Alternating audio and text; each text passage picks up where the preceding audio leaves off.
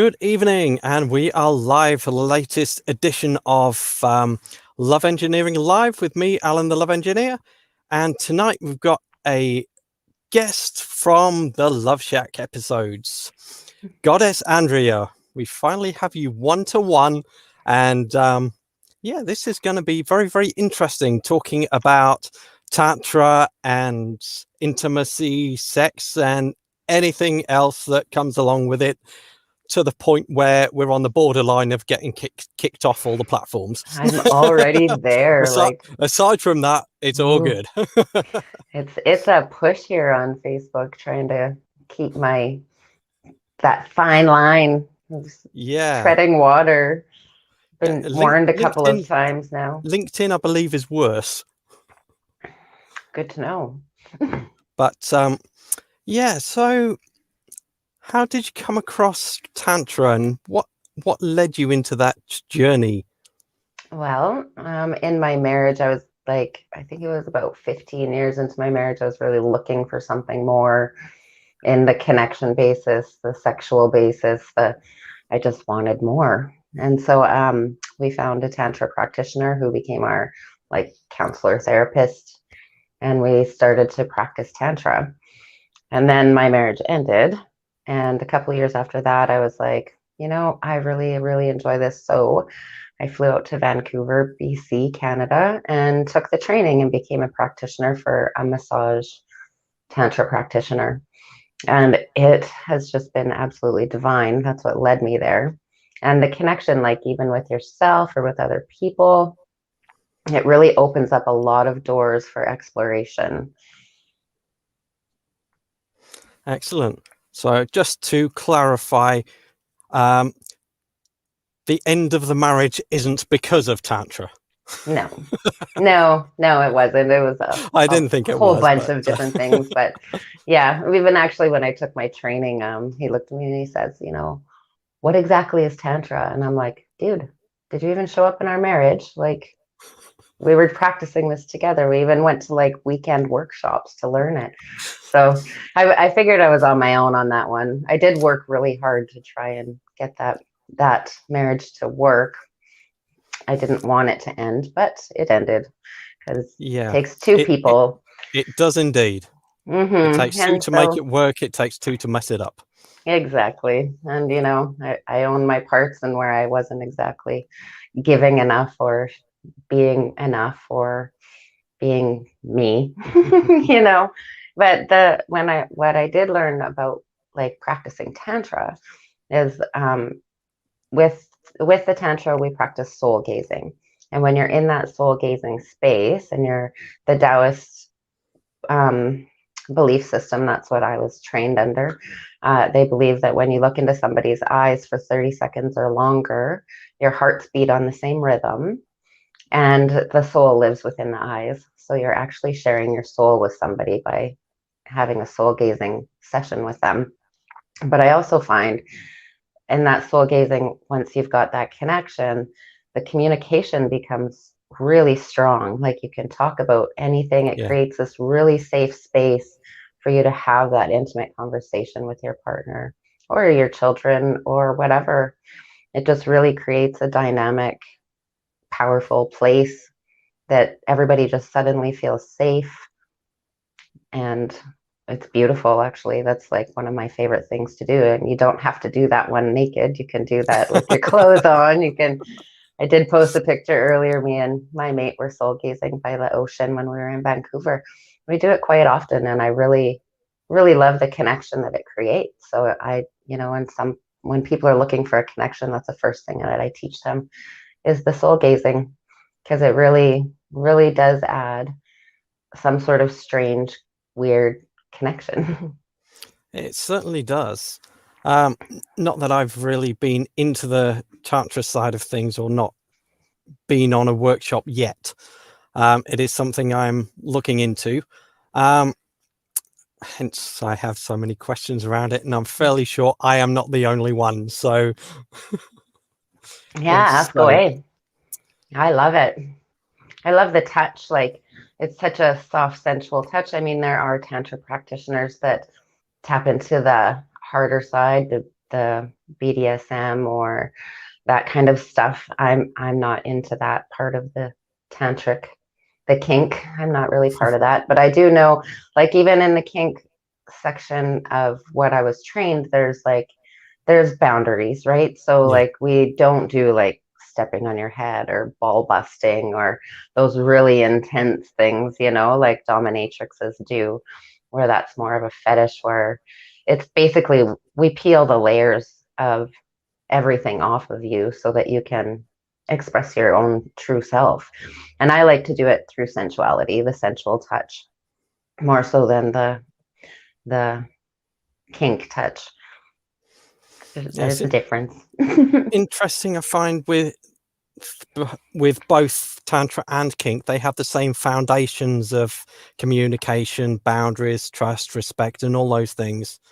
And with the kink side, if that connection isn't there, it all falls out of bed, Yeah, or it I'm certainly does pretty, for I me. don't know, like when I But when I when I play with the kink and know that that kind of stuff, like it is, we like to explore and try different things. So it's fun, but you do have to open the doors of communication more. yeah, Like you got to have those safe words and you got to be listening.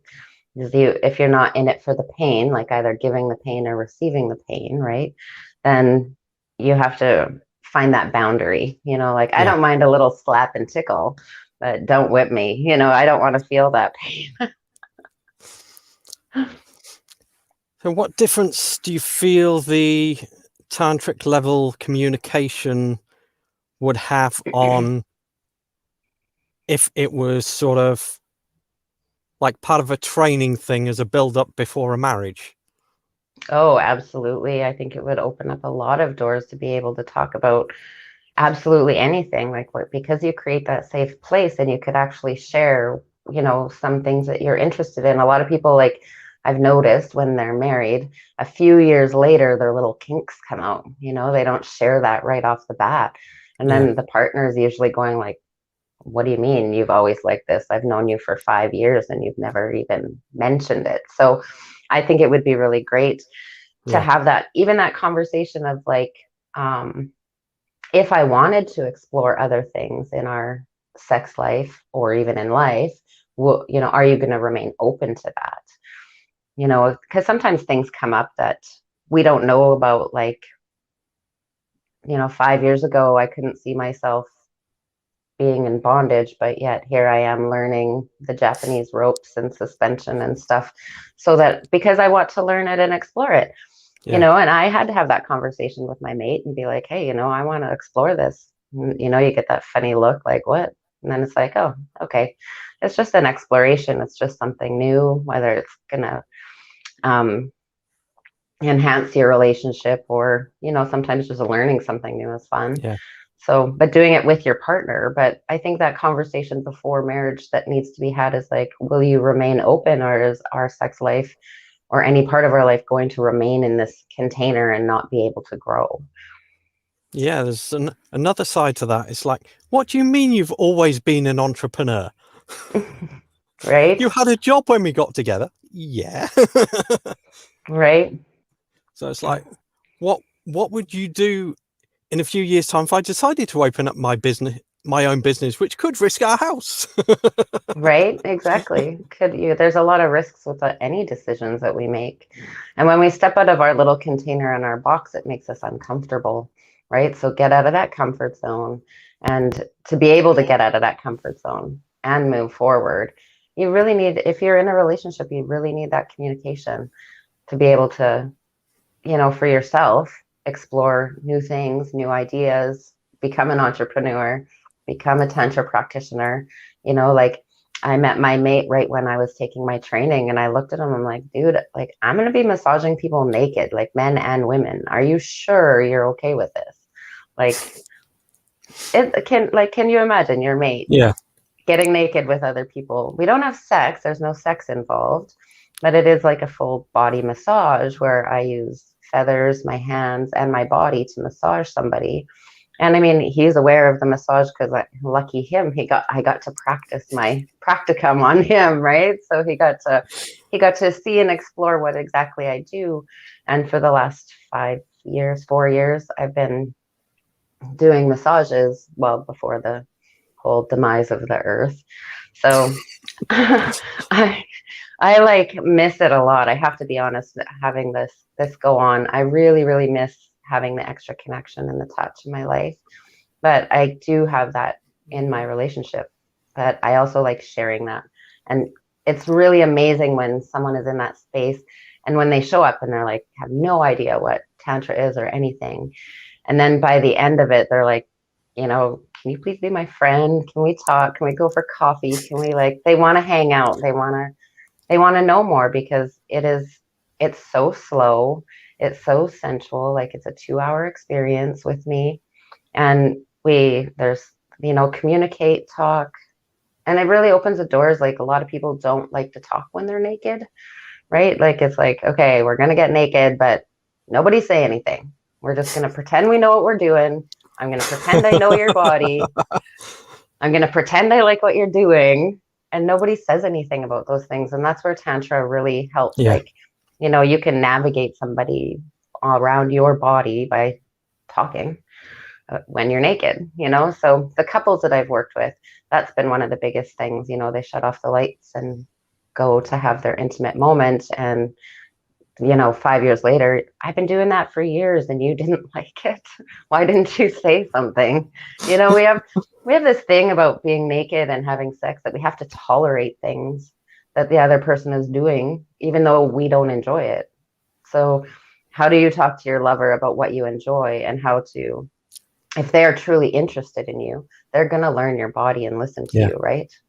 So for me, it's just like, it opens up such a huge door when the couples get together and then all of a sudden we're having so much fun in this Tantra session and they're talking and laughing and, oh my God, I didn't realize you didn't like that. It's depending on the couple, not getting offended and taking it personally and just being like, okay, well, what do I need to do so that you will enjoy this experience? Yes, communication is a big thing, as we've already mentioned a few times. And I think there's another thing that goes hand in hand with that, which is comprehension and actually understanding what your partner is really saying. Yeah, exactly. But that's bottom line, like in any relationship that I've worked with, the women talk a lot. They just and so I get them to shh, and just say what you need to say. Bottom line, men just want to know the bottom line. Yeah. And when you learn that, comprehension becomes a lot easier. Yeah. Yeah. So women talk as if they're talking to another woman and the man's just there scratching his head saying, what the is she on about? Right. And I mean, how are these two things connected? Simple. Yeah, like kissing, you can talk about kissing and she's like, oh, bad. Well, basically, all he wants to know is what you like about it, not the whole world around it. Yeah. Do you like his tongue in your mouth or not, love? Right? Yeah. Which part do you enjoy the most? And having those conversations, yep, it definitely helps with understanding your partner. Yes. I think when people aren't communicating their truth, especially in the sexual environment, whether it's a fake orgasm or whatever, when things like that happen, he thinks he's doing great. And she's thinking he sucks. And she doesn't understand why he's not getting any better. Right. Or else then the no's start happening. No, I don't want to make out with you. No, then the rollover vanilla sex starts to happen and nobody's getting anything out of it.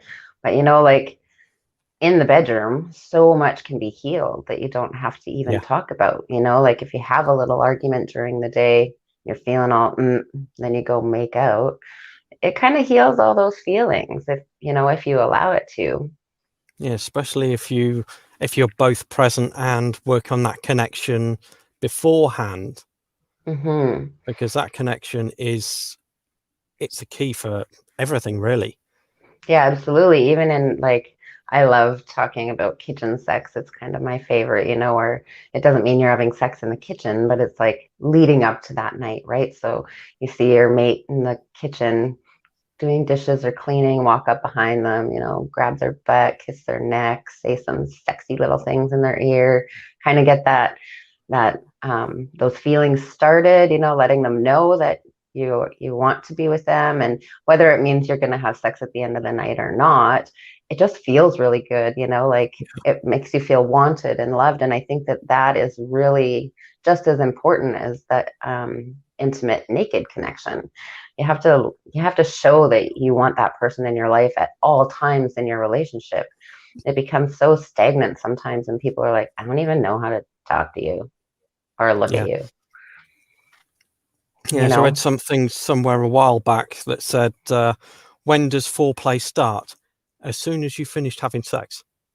Oh yeah. As soon as you wake up in the And morning, keep man. that building up and building up. The more you build up that desire, then the more passionate that connection is going to be. Yeah. And you know what? I'm all about sending sexy sext messages through the day if you're away from each other working, or little pictures or whatever it is. Just find something that keeps you really connected through the day, so there isn't that disconnect when you meet up in the nighttime and you feel like you don't know that person anymore. Yeah, especially when in this day and age, everyone's so busy, whether it's with kids, whether it's with work, business, whatever else, and just effectively trying to keep the head above water. And they get home and they're absolutely exhausted. We really want to be coming home and excited and pleased to be there because that special one is there, and you're just lighting each other up. And that really brings more energy to you instead of draining it away. And if you're feeling really exhausted, that's like a really lovely thing about Tantra. Um, ask your mate if would you, I'm feeling really exhausted today. Would you be open to um, giving me a massage tonight? Like for women, if we have an orgasm, it brings us a lot of energy, right? Like we can Yeah. get up and go conquer the world after. But men also have this ability to have a full body orgasm versus ejaculation. So when they tap into that orgasmic state, they also will feel more energy and more lively, and you can keep that going with you for quite some time, just like a woman can, and that will bring your energy levels back up together. Yeah. So, I know at nighttime, like the massage takes a little while. So my couples I work with, I just let them, maybe pick one night for you and one night for her. Because if it's both of you, it's like a 4-hour experience, or figure out how to do it together. That's also lovely. But if you really want, it's about receiving, right? So most Yeah. of us are not taught to receive. So when you're in a tantra moment, you don't it's not, I don't want you to touch me. I don't want you to think about being with me like in a sexual way or giving back. I just want you to receive this energy that I'm giving to you and these feelings, because it feels so amazing when you stop your brain chatter, show up in the room, and actually be able to receive the touch. Yeah. It's all about that presence, really, isn't it? Mm-hmm. So, as you've mentioned the difference between ejaculation and orgasm in men, and some of the YouTube videos I've looked at and heard about where these guys or couples go through the learning process, and the first stage of their orgasm is basically kind of having somebody's finger in their bum trying to find the male G spot. And I think that puts off a lot of men before they've even started. Well, yeah, because men aren't taught that growing up, that they have that ability to have uh, an actual body orgasm, and that up the bum is for gay men, or Yeah. I'm gay if that's happening. But honestly, when it comes to like a tantra prostate massage, the prostate has 3 parts, and we only massage like the back of it. So it's just one little aspect and area. You can reach it the from the under the scrotum. You can do a massage. It's very vigorous. You can actually stimulate part of the prostate there as well if the man is completely opposed to allowing you inside of him. but it's also very slow. What men don't understand, it's not like you're having sex where it's like in and out, in and out, in and out.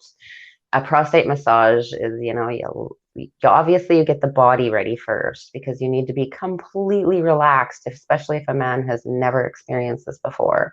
So you get the man very relaxed, and you just simply honestly slide gentle, slow. It's not like we're going in there, woohoo, it's really gentle and slow, and it's a really nice massage. For a lot of men, there's like a lot of different things that happen when they first explore this. Like, I don't have a prostate, so I have to ask my clients and my men what it is. So the things that they've experienced is like all of a sudden they'll feel like they have to pee. And then I learned if you push on a prostate too hard, you can actually induce that. So it's like, oh, I didn't know that. You have to let me know if that's happening for you, because maybe it's my touch that's triggering it. So you kind of have to have that communication and be open and working with it. Could feel like they're going to the bathroom, like they have to go to they're like, can you stop? I'm feeling weird. Okay, sure. There's different feelings that come up because they're not used to the sensations, right? So there's like an essence, is what I call it, in getting a man to have an orgasm. And I can only compare it to myself as a woman. And I remember like my first squirting orgasm. There's like an essence there where you have to like let everything go and know that you're not peeing everywhere and just let it happen, because it isn't urine. It's the secretion of, it comes out of the same urethra, but it's a different fluid. So when you learn that essence to let everything go and be able to have that really powerful orgasm that creates a squirting, then for that, it's the same for men. They have to let all of that go and let go of those feelings all of a sudden, because if you get past that feeling, you have to pee or you have to go to the bathroom, beyond that is your body orgasm. And what has happened a lot of times is after a prostate massage, we go into like the lingam massage, which is the male genital area. And so it's much different than a hand job, because you're not just like giving her. It's really slow, sensual, different touches.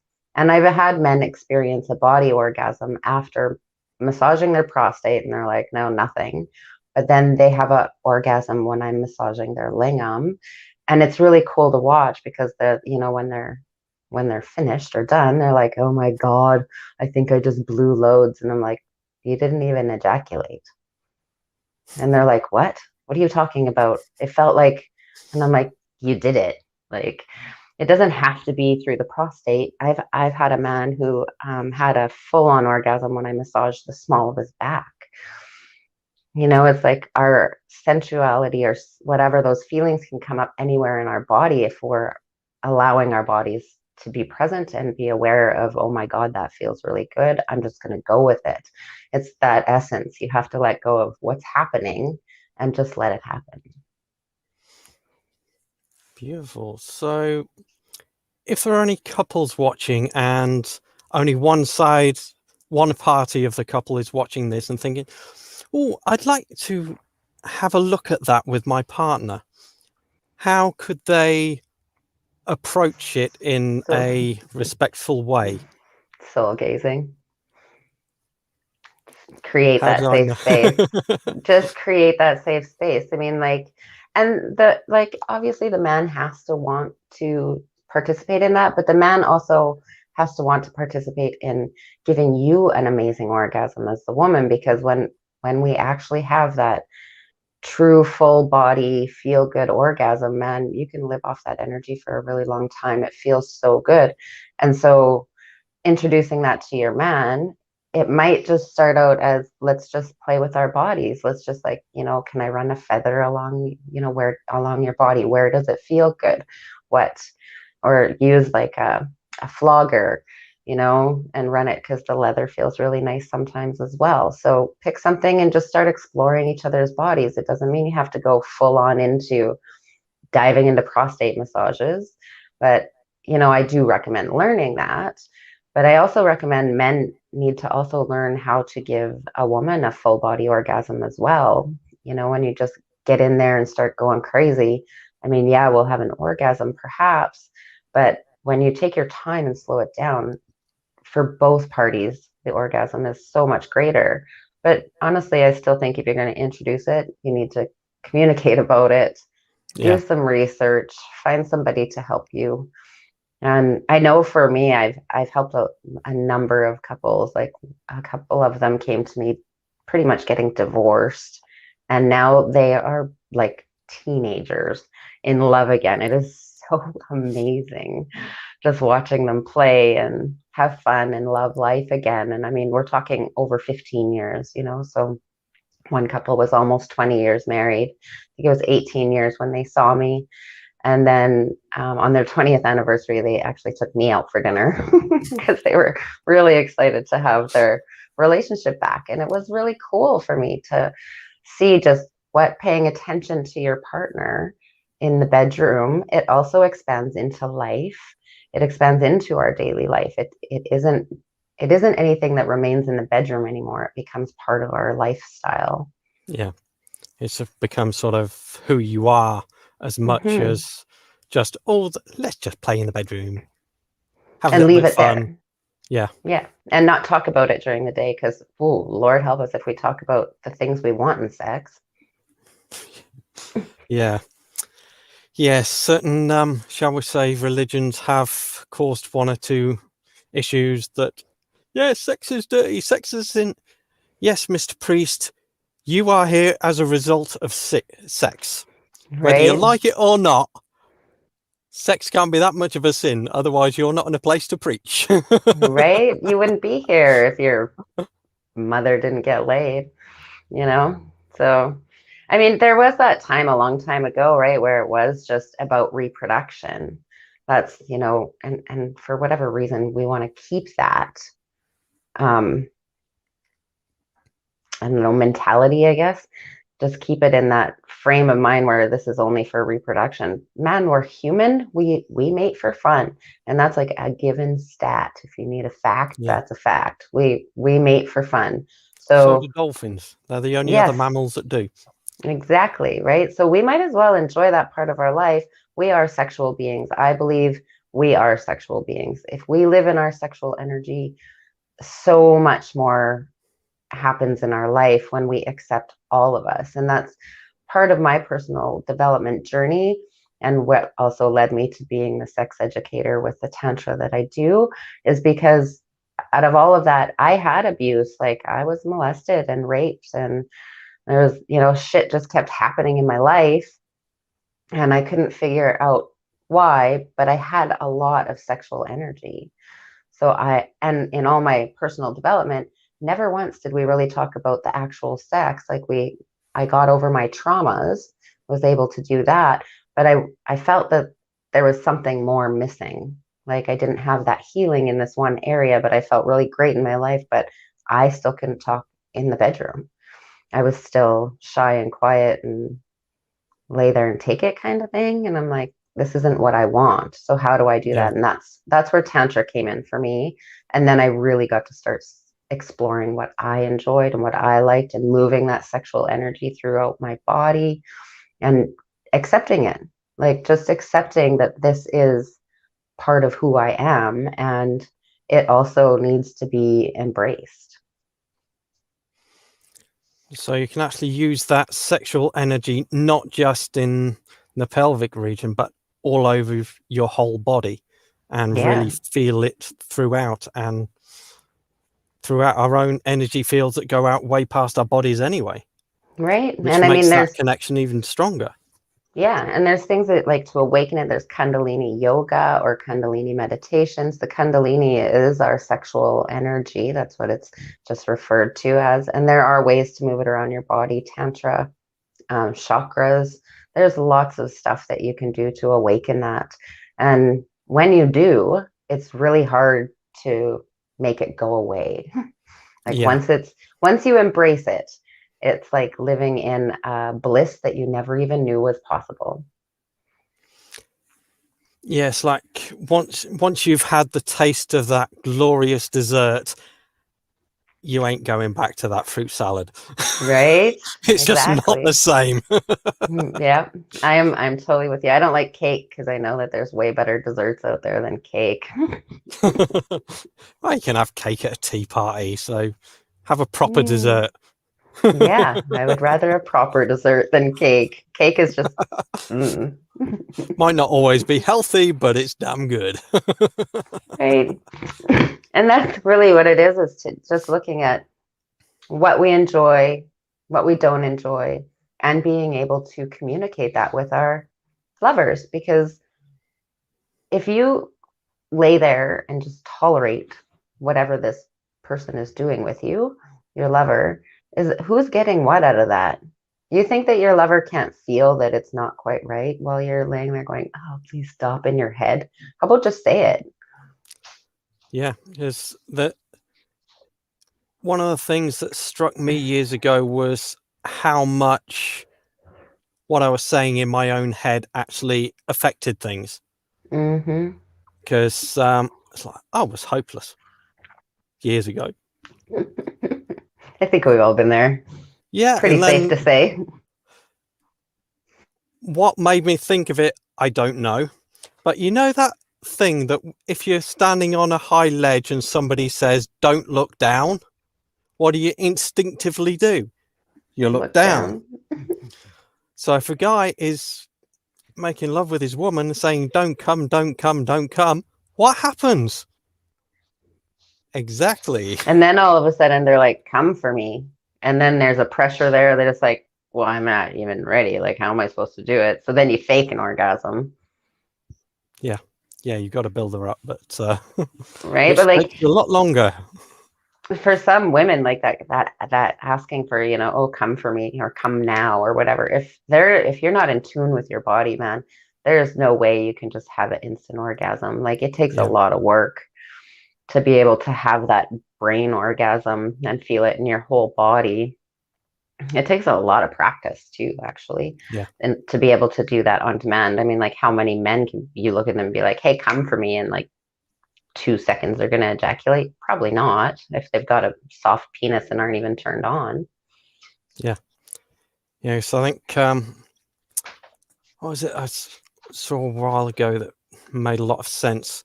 It's women are like slow cookers and men are like microwaves. That's a good analogy. I like it.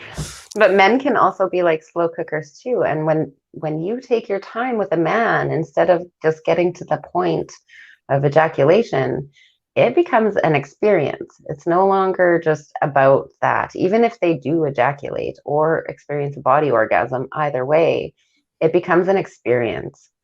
And I mean, there's always fun times for quickies and stuff like that, but I do enjoy the experience of an intimate moment more than the wham bam, thank you, ma'am style. Yeah, I think a quickie should be limited to at least 45 minutes. Yeah, right. That Otherwise, would be nice. you haven't got time to warm her up properly, really. Well, if she's asking for a quickie, she's probably already ready. You know, she's got herself ready for you, usually.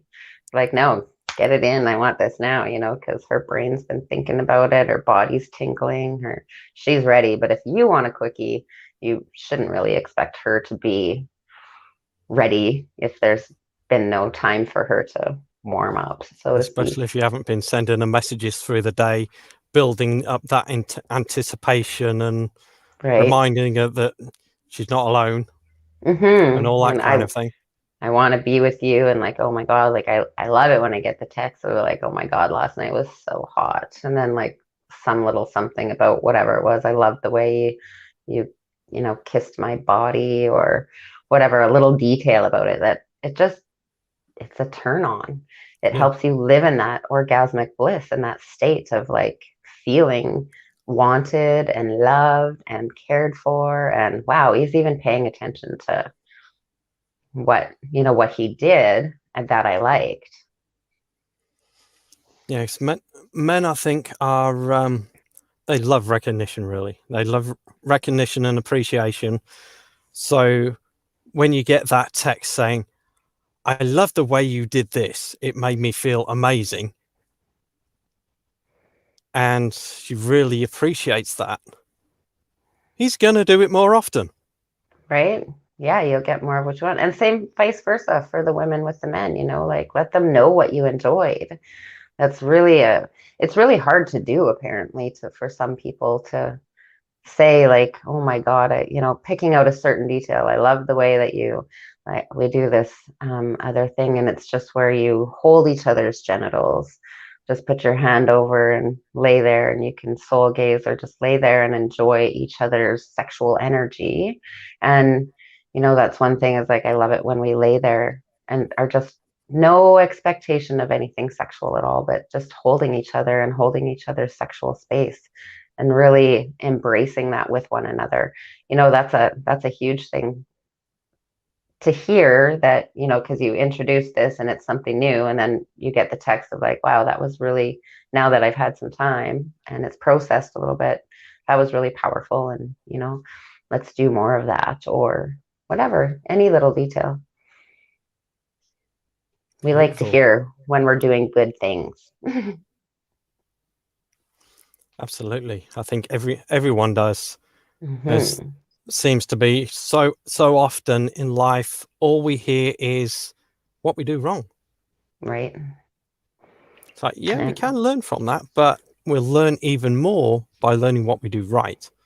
yeah, and what we like instead of what we don't like, right? We're always like, oh, I don't like that. Oh, I don't like that. Okay, well, what do you like? Yeah, most people don't even know. Right?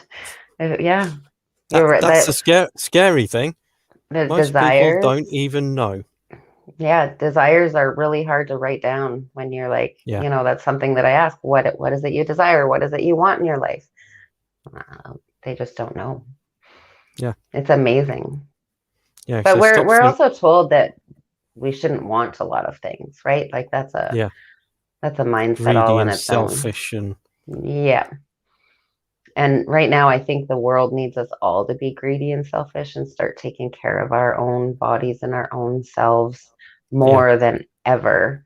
Is what I do believe, that if you take care of yourself, you have the ability to take care of all the people around you. You don't need anything from anybody else. You're able to provide and give and receive and just exist with people. And I really think that the world needs a bunch of people to become yeah. selfish. Selflessly selfish. Yes, selflessly selfish. I'm not saying like, give it to me like as in a selfish way. Don't, not like Yeah, that. But heal yourself, know your yeah, body, communicate what you like and what you don't like in an effective way instead of an argumentative way. yeah. Because the more I am centered and grounded within myself, the more I am present in who I am, not what I've been conditioned to be over the years. That in itself transforms every relationship I have, Mm-hmm. and same with Yeah. everyone else. Yeah. Because wherever you go, you take me, myself, and I with me. Exactly. And just become the best version of yourself, like why can't you tell people what you want and like, even sexually? Like, you're not going to get what you want out of life if you don't ask for it. Yeah, There's this thing that I know in some religions is like, ask and you shall receive. Actually, a thing. it is indeed. Funnily enough, Mm-hmm. that's the same religion that says sex is a sin. Right? There are just some things about the religions and that kind of stuff that they share They don't add the up. same common grounds of things too, like it's Yeah, about common sense, don't cheat, don't lie, don't steal. If you want to be with somebody else, make sure you let your mate know first. Maybe it could turn into a threesome or an encounter in your relationship that you didn't know would enhance your relationship, yeah. you know? You never really know. No, you 'Cause, don't, unless uh, you talk. yeah, I think we just get so deeply conditioned into thinking and believing everyone thinks the same and everyone wants the same things. If we want something different, then there must be something wrong with us, so we don't tell anybody. Right? Yeah. Those hidden agendas and secrets, they just eat away at us. Yeah, Hmm. yeah. until you accept that part of yourself, how can you expect anyone else to? Well, most people, if they have that kind of thing going on, they don't know about it, so they can't accept it because they don't know that they have to accept it. But this Yeah. is what I'm talking about in marriages. A few years later, things come up that someone wants to try something that they've thought about for a long time and haven't shared it with you. So somewhere in there, there's not that safe place, or there's not that trust where you can fully open up to that person. Or you're Yeah. ashamed. There's shame in that too, right? You're ashamed of like, oh my God, I don't know. I really like feet, like a foot fetish, but you don't want to share it, but it comes up so many Yeah. years later. Why not just have your foot fetish? And if your lady's Yeah. not into it, maybe there's someone who will let you have the foot fetish, Yeah. or man. Heard someone talking about a foot fetish one day, saying that it comes from childhood, where both parents are busy, whether it's one parent or two, and little baby just gets put on the floor. And for the first few months or years of their life, the connection to mum or dad, the connection to love, is about that high. All it sees of mum and dad is feet. So Mm-hmm. feet is a connection to love. Mm-hmm. Yeah, for some people it is. But if you're not willing to talk to your partner about it and hide it from them and live in that shame, how do you think you're going to grow or get get past it? Or, like, I think being open about our what people think would be devious or fetishes or kinks or the weird parts about us, we all have them. Yeah. Like, I don't know a single person that doesn't have some sort of fantasy or thinks about a fantasy or a desire that they won't tell their mate about. Yeah. Why not just take that kink flag or fetish flag and just fly it? Because that Yeah, way, the other people that like that same kind of thing will gravitate towards you. Think, I'm not the only freak. right. And like, there's so many different fetishes out there, so many Yeah. different things.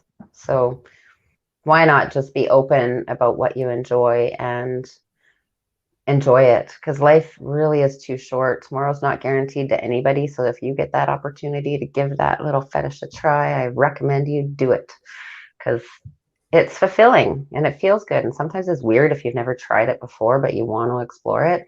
And to me, exploring is really fun.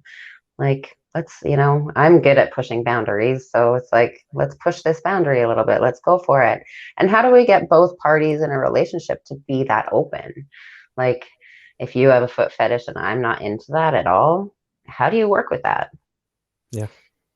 Then you have to sort of think, well, hang on a minute. How important is this to me? Mm-hmm. How And important maybe is this relationship to me? yeah, Or maybe you can find somebody who enjoys their feet being played with, and I'll just enjoy every other part of you. But are you going to deny that person of finding the person to help them out with that, or so they can experience it and be that, oh, you can't do that because it's cheating or whatever? Yeah. Or are yeah, you going to be able to be supportive and be like, you know what? Hey, you want to try that? Go for it. yeah, I support you. I'll be here afterwards. yeah. Because what is cheating is something that's different for everyone.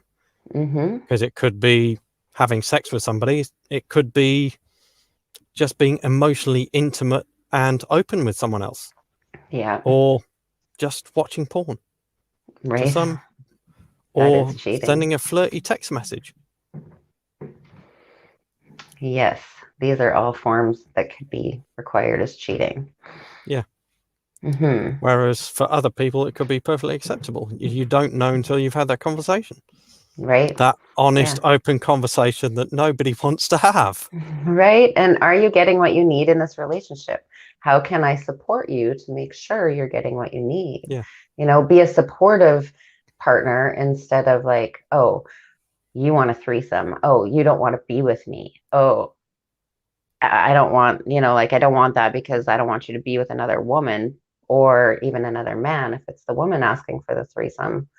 And then there's jealousy that comes into it. And all of these things, if you don't have that conversation before you invite that person into your sexual relationship, Like, you got to talk about the jealousy. You got to talk about what possibilities could or couldn't happen. Yeah. And then have that person come in and make sure you talk to them about the boundaries, like, what are your boundaries around these things? Bottom line, it still always comes back to communication. And especially when you're introducing those kinds of things, you got to have some confidence, and you got to be able to say what you need and set your boundaries. Yeah.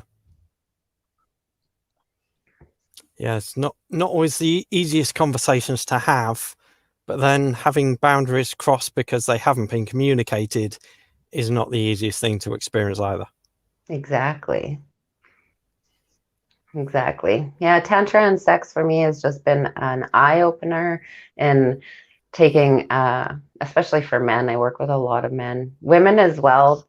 I've worked with a few women who have not had orgasms. I've helped them achieve their first orgasm in their life, but the men are very emotionally closed off and energetically, right? They just don't even. A lot of men just don't believe in that stuff. But once you show it to them, because I do believe I can explain it to you days and days and days, you're not going to get it until you experience it. Yeah. So once you have that experience and you feel what it feels like to have somebody just doting on you for 2 hours and you don't have to do or give anything back, it's pretty outstanding. Like, it's really amazing.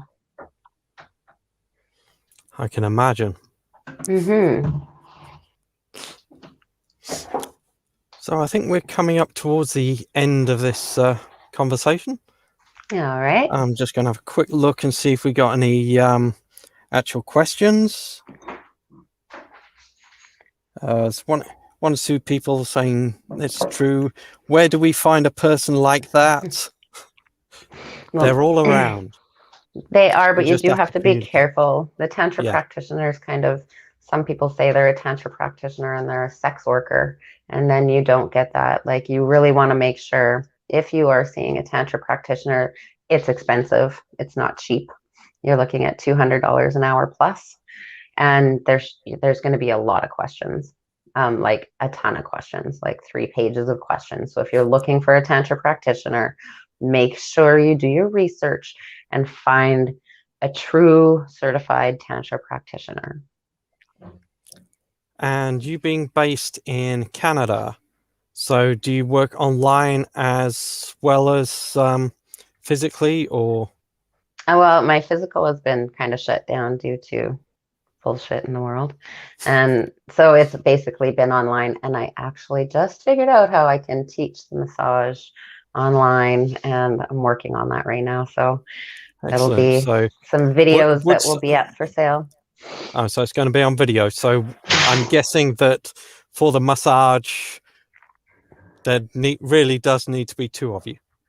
The massage, there needs to be 2 of you, but to be honest, really it doesn't. Like, if you want to explore your own body, get some coconut oil, grease yourself up and start touching and rubbing yourself. Sometimes, just touching your own arm, or see what feels good, because then exploring your own body also helps you let other people know what you like, right?